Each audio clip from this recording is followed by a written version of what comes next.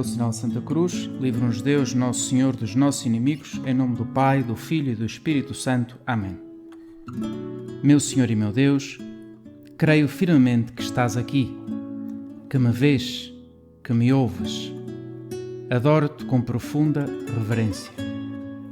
Peço-te perdão dos meus pecados e graça para fazer com fruto este tempo de oração. Minha Mãe Imaculada, São José, meu Pai e Senhor, anjo da minha guarda, intercedei por mim. Todos os domingos e nas solenidades nós rezamos o Credo, aquela oração que resume em poucas frases a nossa fé. E no próximo domingo, quando nós rezarmos essa oração e dissermos ressuscitou ao terceiro dia conforme as Escrituras, vamos lembrar logo a seguir, como sempre, e subiu aos céus, onde está sentado à direita do Pai. Vamos celebrar neste domingo, com uma grande solenidade e alegria, a festa da Ascensão de Jesus. Esta subida de Jesus aos céus. E por isso, na primeira leitura, lê-se o início do livro dos Atos dos Apóstolos, livro escrito por São Lucas e que faz a transição entre o Evangelho, entre a Boa Nova, que é aquela vida de Jesus, e a vida da Igreja que Jesus fundou, que Jesus quis fundar. E lê-se, nessa primeira leitura, aquilo que diziam os apóstolos reunidos à volta de Jesus no momento da Ascensão. Fizeram-lhe uma pergunta: Senhor, é agora que vais restaurar o reino de Israel? Não sei se alguns ainda pensariam neste reino político, como antes pensavam. De antes tinham uma grande pressa em fazer Jesus rei, em coroá-lo como rei. E Jesus insistia uma e outra vez que o seu reinado não era um reinado deste mundo. Neste momento, nesta despedida, fazem esta pergunta: é agora que vais restaurar o reino de Israel? E Jesus respondeu: não vos compete saber os tempos ou os momentos que o Pai determinou com a sua autoridade, mas recebereis a força do Espírito Santo que descerá sobre vós, e sereis minhas testemunhas em Jerusalém e em toda a Judeia e na Samaria e até aos confins da terra. Depois, dito isto, elevou-se à vista deles e uma nuvem escondeu a seus olhos. E estando de olhar fito no céu, podemos imaginar os apóstolos a olhar para o céu, a ver Jesus a subir aos céus, talvez com a boca aberta diante daquele espetáculo. Enquanto Jesus se afastava, apresentaram-se-lhes dois homens vestidos de branco que disseram: homens da Galileia, por que estáis a olhar para o céu? Esse Jesus, que do meio de vós foi arrebatado para o céu, virá do mesmo modo que o vistes ir para o céu. Jesus subiu aos céus. Diante dos apóstolos, à sua vista, começou a elevar-se. E o que é que quer dizer isto de que Jesus foi elevado aos céus? Há um significado físico. Quer dizer, fisicamente, Jesus começou a subir e ficou acima deles, até que uma nuvem o ocultou. Não sabemos até quando é que os apóstolos viram o Senhor, mas não estamos nós à espera de encontrar Jesus por cima das nuvens, agora.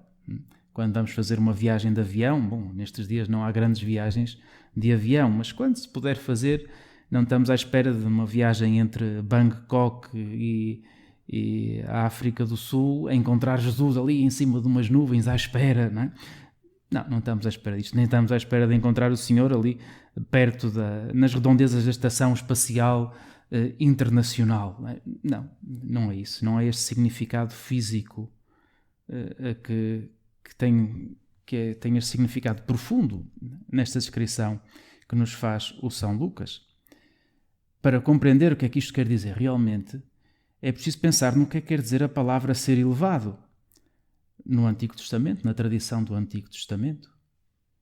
E quando o fazemos, damos-nos conta de que se trata de tomar posse de uma realeza. Dizer que Jesus subiu aos céus significa que Jesus, o Filho do Homem, como tantas vezes o Senhor se referiu a Ele próprio, o Filho do Homem que foi crucificado, que ressuscitou, tomou posse da realeza de Deus sobre todo o universo. O Senhor subiu aos céus, o Senhor é Rei. E isto significa o ser elevado. Sim, foi elevado, mas não foi para um determinado lugar no céu. Então dizemos nós no credo, subiu aos céus, onde está assentado à direita do Pai. Mais uma maneira de falar dessa realeza que Jesus tem.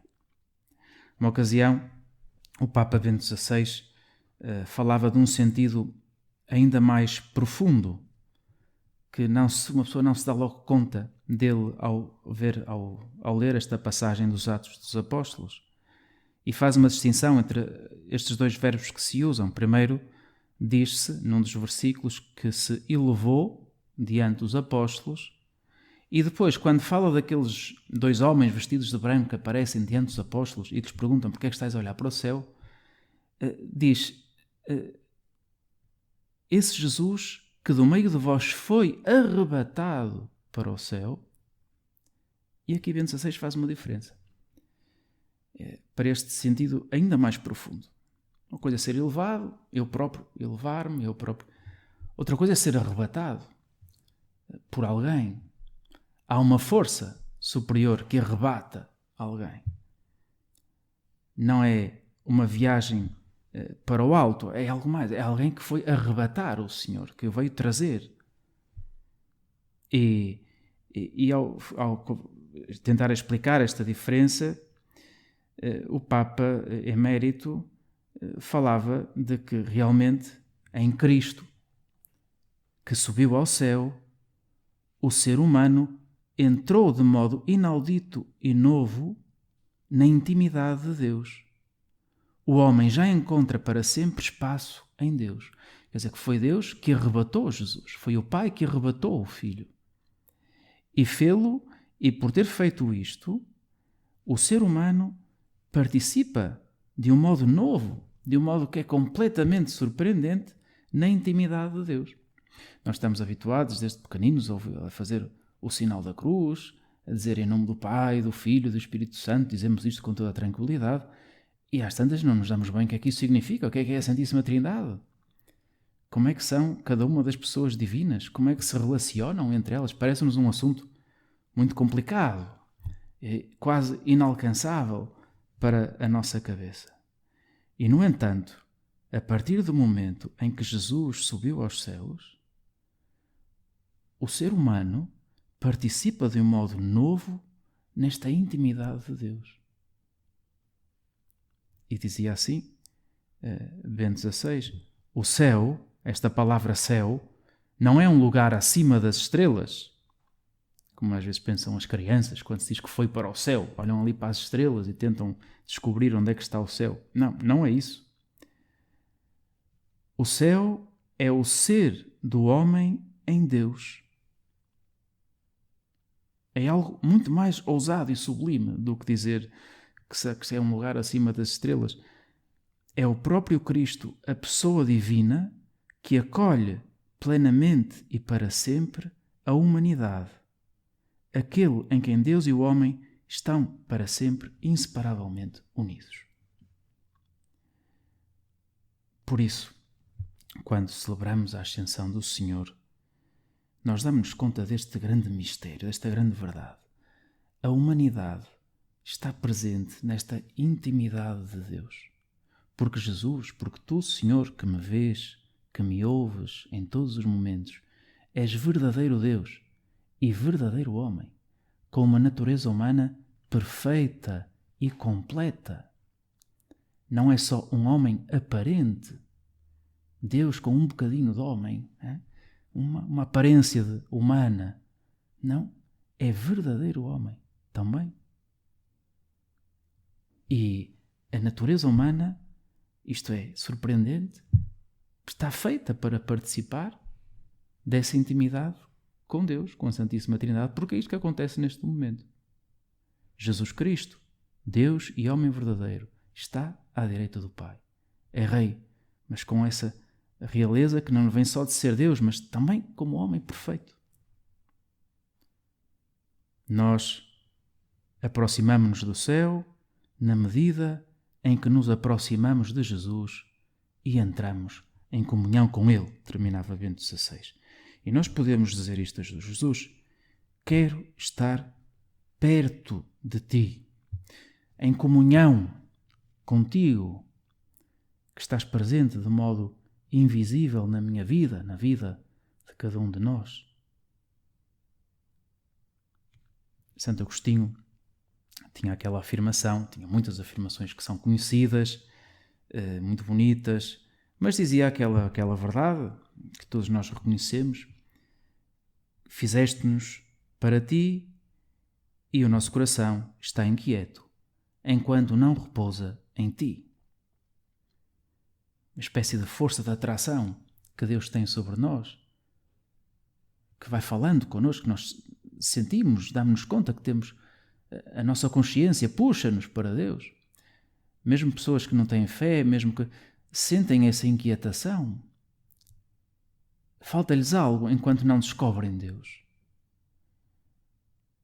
E nós podemos pensar que isto acontece também na ascensão do Senhor. Podemos, olha, afinal, é lógico que Jesus tivesse subido aos céus, porque temos esta atração para o céu, sendo não o céu o tal lugar acima das estrelas, muito mais do que isso. É o ser do homem em Deus. E Jesus, verdadeiro homem, está feito para o céu. Ele é Deus também. E nós também estamos feitos para o céu. Por isso, a ascensão talvez seja o ponto do credo que seja menos surpreendente de todos. Porque quando nós dizemos no credo que acreditamos que o Verbo que existe desde sempre se fez homem, isso é uma surpresa, não é?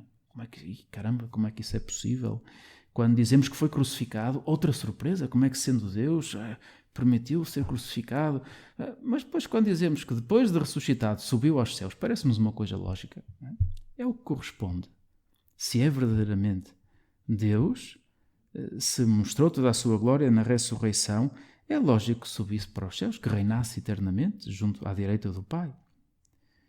Mas, se isso pode parecer lógico, talvez haja outras coisas que neste mistério da ascensão nos chamem um bocadinho a atenção. Em primeiro lugar, porque é que Jesus não subiu imediatamente para os céus?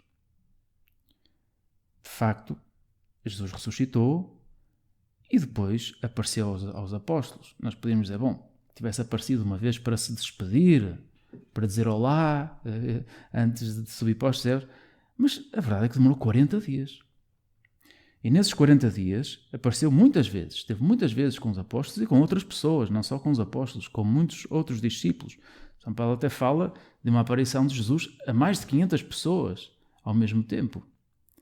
Portanto, Jesus esteve por aqui 40 dias, depois de ressuscitar nesta terra, depois de morrer e de ressuscitar, esteve entre nós, com o seu corpo humano, glorioso, mas era o mesmo corpo do Senhor que eles reconheciam. Porquê? Porquê? Bom, talvez uma explicação seja esta de que quando uma pessoa é testemunha de uma experiência muito impactante, fique um bocado afetada por isso. Quer dizer, se os apóstolos tivessem sido testemunhas da ressurreição e imediatamente Jesus tivesse subido aos céus e nunca mais o tivessem visto, com o passar do tempo poderiam ter começado a pensar, às tantas, de facto, foi uma coisa do momento, uma alucinação, enganamos, pronto, pode ter havido algum erro. Assim como uma pessoa que fica embasbacada quando acontece alguma coisa de importante, né? Se cada um de nós agora ganhasse o Euromilhões, por exemplo, não é?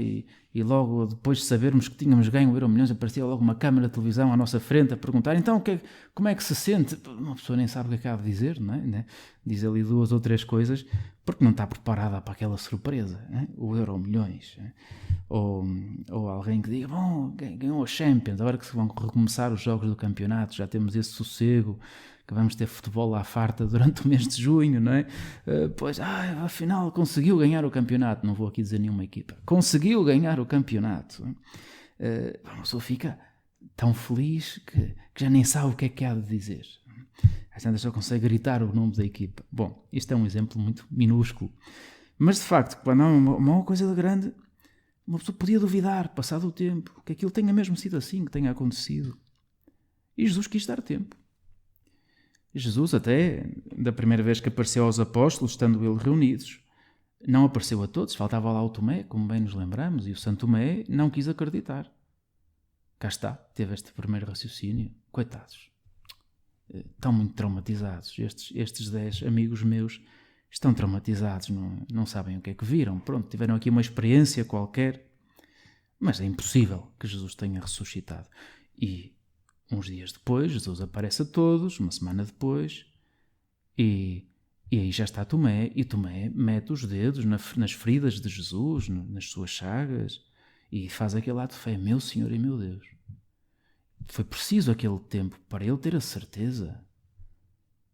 E de facto estes 40 dias foram uma oportunidade para que os apóstolos tivessem a certeza absoluta da ressurreição de Jesus, que não tinha sido só uma coisa aparente, uma ideia bonita. Não. Eles estiveram com Jesus aquele tempo todo. Não havia sombra de dúvidas. Depois Jesus também não subiu logo aos céus, eu diria porque é verdadeiro homem. E tem sentimentos, e conhece-nos bem, e ama-nos. É verdade que continua perto de nós, mas Jesus quis que a sua despedida fosse gradual e não fosse repentina. Nosso Senhor tinha esta delicadeza, este carinho com os apóstolos. E também quando Jesus está há 40 dias depois da ressurreição com eles, está com certeza a ser compreensivo, a ser misericordioso, a animá-los, a dar-lhes esse gosto da sua companhia que eles gostavam tanto, a devolver-lhes a alegria. Pouco a pouco, não é? Depois daquele sofrimento que eles tiveram todos ao ver Jesus na cruz. Interessa-nos a nós pensarmos nisto, porque de facto vamos conhecendo melhor como é Nosso Senhor. Tu, Senhor, és assim, preocupas-te connosco deste modo humano. Tens estes pormenores de amor para connosco. Também outro motivo que explica esses 40 dias que os apóstolos tiveram na presença do Senhor, depois de ressuscitado, antes da ascensão, é precisamente que os apóstolos, enfim, sem querer aqui insultar ninguém, mas não apanhavam as coisas à primeira. Isso vê-se muitas vezes nos Evangelhos, em que Jesus dizia coisas e os apóstolos entendiam outras e faziam uma pergunta disparatada. Não percebiam. É preciso tempo para que percebessem. Em alguma ocasião até o Senhor se enche um bocado de impaciência e até diz: até quando estarei convosco? Não é? Como quem diz, já estou sempre a explicar a mesma coisa. E de facto Jesus nesses 40 dias teria explicado muitas coisas aos apóstolos. Não sabemos o quê. A Sagrada Escritura não nos descreve ao pormenor o que é que aconteceu nesses 40 dias. Fala-nos de algumas das aparições de Jesus. Mas com certeza que Jesus teria falado de muitas coisas, teria explicado coisas sobre aquela igreja que ele estava a fundar. Por exemplo, sobre os sacramentos. Não se diz nada nos Evangelhos sobre, por exemplo, sobre o sacramento da confirmação, mas no próprio livro dos Atos dos Apóstolos vê-se que é algo tão antigo como o próprio batismo. Jesus foi-lhes explicando coisas aos apóstolos e era necessário esse tempo. Além disso, era preciso dar ânimo aos apóstolos e fazer-lhes ver que aquela tarefa que Jesus lhes confiava agora, de começarem esta igreja, não era uma coisa só deles, mas contavam com a sua força e que eram capazes. Se pensarmos um bocadinho neste momento, depois da morte de Jesus, depois da ressurreição, mesmo depois de verem Jesus ressuscitado e, portanto, estarem contentes e alegres, era difícil de esquecer para os apóstolos aquilo que tinha acontecido na paixão, em que quase todos menos um, o abandonaram.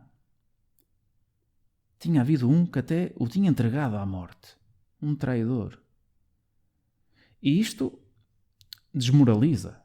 Imaginemos uma equipa de futebol que está num jogo, numa final, e que está a ganhar 1-0, depois chega ao último minuto do tempo, dos 90 minutos, e sofre o empate, e depois vai ao prolongamento e consegue marcar mais 3 golos no prolongamento, e a outra equipa fica a 1 golo de distância, até que no último minuto de prolongamento faz um autogolo. Não é? Então vai ter de ir a penaltis, e foi um da própria equipa que fez um autogolo. Não é? A equipa que vai aos penaltis nestas circunstâncias vai claramente desmoralizada. Não é? Pensou, bom, tínhamos o jogo na mão e fizemos um autogolo no último minuto, e agora quem é que marca penaltis? Ninguém quer marcar penaltis. Não é? Bom, os apóstolos, com as distâncias entre os exemplos, não é? Mas os apóstolos estavam um bocadinho nesta situação. Nós estivemos 3 anos com o Senhor, nós até fizemos milagres. Através de nós, Jesus fez milagres. Deus fez milagres. Falamos de coisas muito bonitas às pessoas todas, ajudamos, fizemos isto, fizemos aquilo outro. E depois metemos os pés pelas mãos. E não foi em coisas pequenas. Jesus, nestes 40 dias que está com eles antes de subir aos céus, dá-lhes essa força, transmite-lhes esta ideia-chave. Eu estarei convosco. Eu vou estar convosco. E eles ali estavam a experimentar, nesses 40 dias, essa presença do Senhor, fisicamente, mais perto deles. Por isso, quando Jesus sobe aos céus, qual era o seu estado de espírito? Estariam tristes por ver Jesus subir aos céus. A verdade é que o São Marcos conta no seu Evangelho que depois da ascensão, os discípulos voltaram para Jerusalém cheios de alegria. Coisa pode parecer um bocado estranha. Então Jesus sobe aos céus, nunca mais o vão ver aqui nesta terra, da mesma forma que viam, e estão cheios de alegria? Como é isto possível?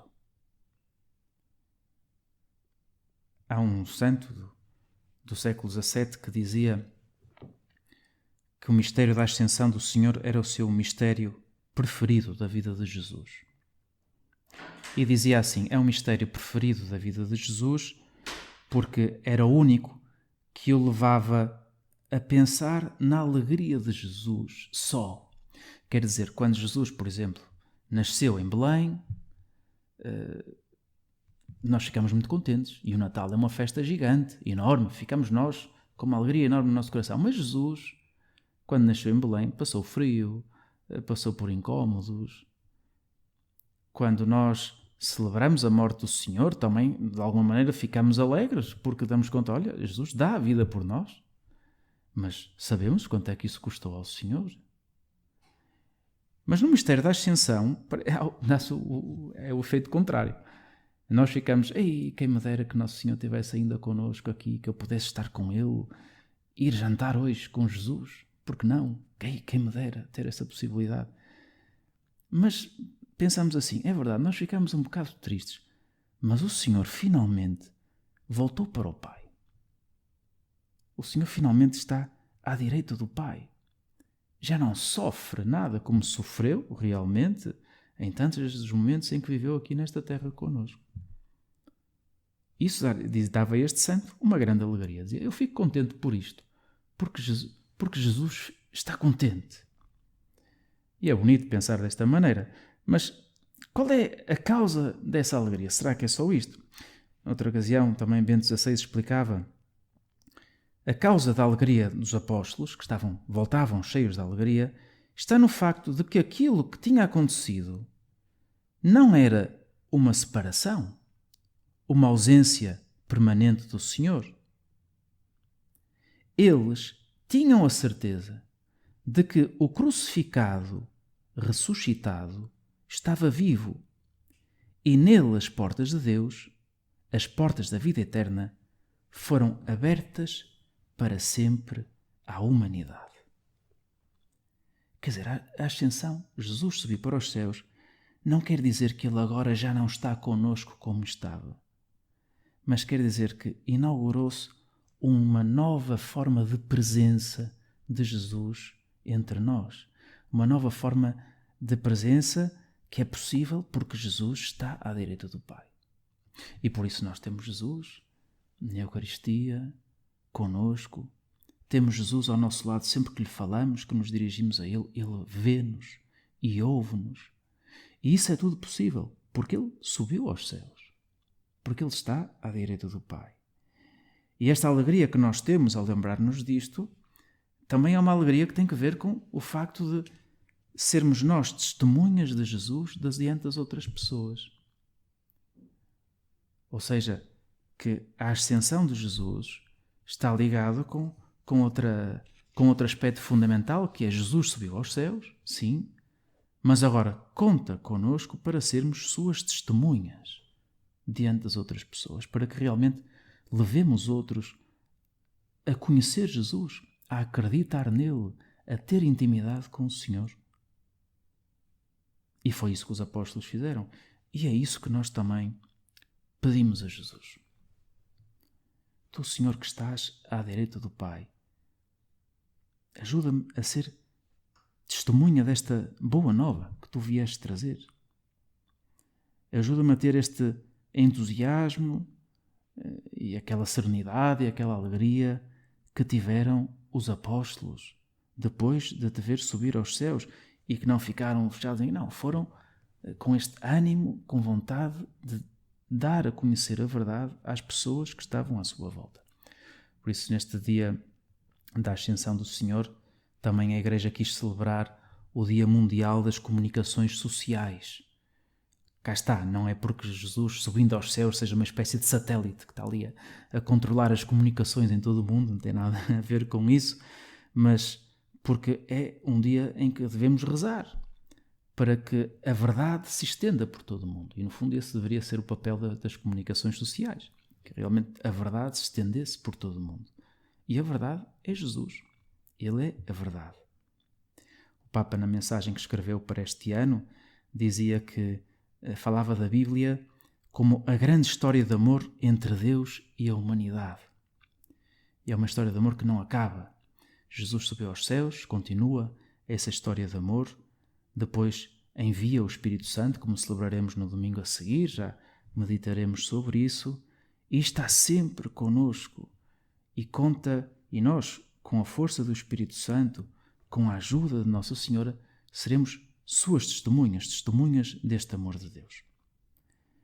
São José Maria, quando meditava sobre a ascensão de Jesus, dizia algo que não está escrito nos Evangelhos, mas que é uma longa tradição da Igreja, que é que Nossa Senhora estaria perto dos apóstolos nessa ocasião. Dizia assim: que lição tão extraordinária cada um dos ensinamentos do Novo Testamento. Depois de Jesus lhes dizer, enquanto sobe para a direita do Pai, ide e pregai a todas as gentes, os discípulos ficaram em paz, mas ainda têm dúvidas, não sabem o que hão de fazer e reúnem-se com Maria, Rainha dos Apóstolos, para se converterem em zelosos pregoeiros da verdade que há de salvar o mundo. Pois nós também recorremos a Nossa Senhora para que ela nos ajude a procurar Jesus, a não o deixar nunca, mas a desejar estar perto dele, a confiar sempre nele e a dá-lo a conhecer a tantas pessoas que temos à nossa volta e que ainda não o conhecem. Dou-te graças, meu Deus, pelos bons propósitos, afetos e inspirações que me comunicaste nesta meditação. Peço-te ajuda para os pôr em prática. Minha Mãe Imaculada, São José, meu Pai e Senhor, anjo da minha guarda, intercedei por mim.